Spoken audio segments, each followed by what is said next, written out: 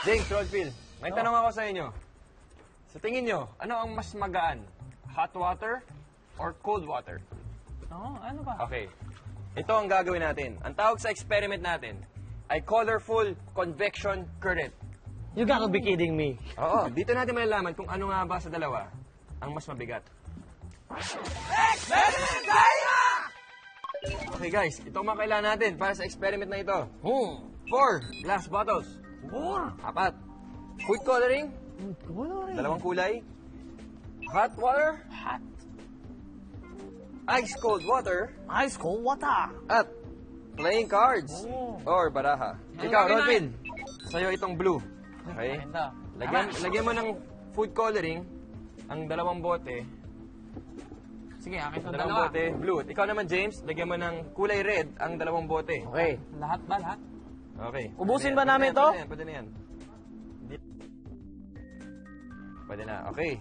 Ngayon, ang dahilan nito ay para ma-distinguish natin ang cold water sa hot water.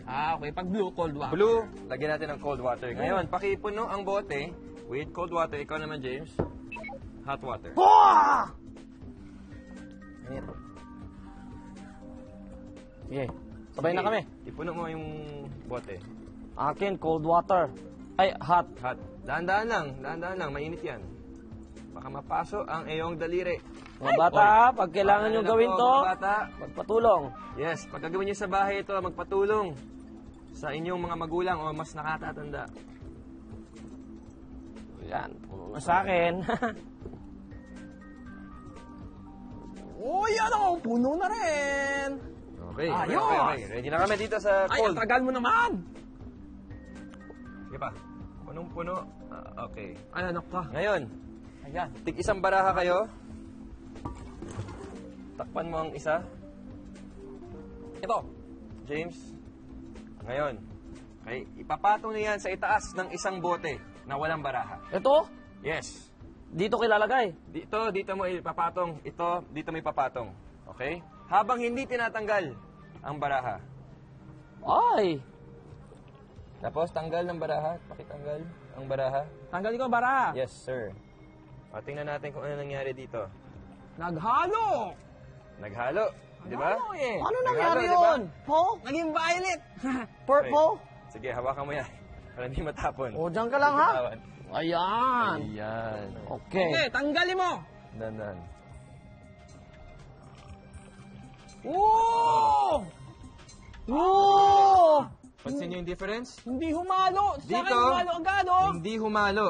Yung red na natili sa taas habang yung blue nasa baba. Ay, ang galing yan. Diyan naman, naghalo yung red and yung blue at naging purple. Ang explanation sa experiment na ito ay pareho ng paliwanag kung paano naging mas magaan ang hot air kumpara sa cold air. Hot water is lighter in weight or less dense than cold water. Nang ipatong ang mainit na tubig sa ibabaw ng malamig na tubig, ay nananatili lang ito sa ibabaw nito. Pero nang ang malamig na tubig ang ipatong sa ibabaw ng mainit na tubig, ay umangat ang mainit na tubig kaya naghalo ang red at blue water. Naging color violet. Ang paggalaw na ito ng hot at cold water ay tinatawag na convection current. By definition, convection currents are the circular motion in a liquid caused by heating and cooling. Ang convection current sa ating atmosphere ang responsable sa pagkakaroon ng thunderstorms dahil na rin sa pagtatagpo ng mainit at malamig na air masses. I believe.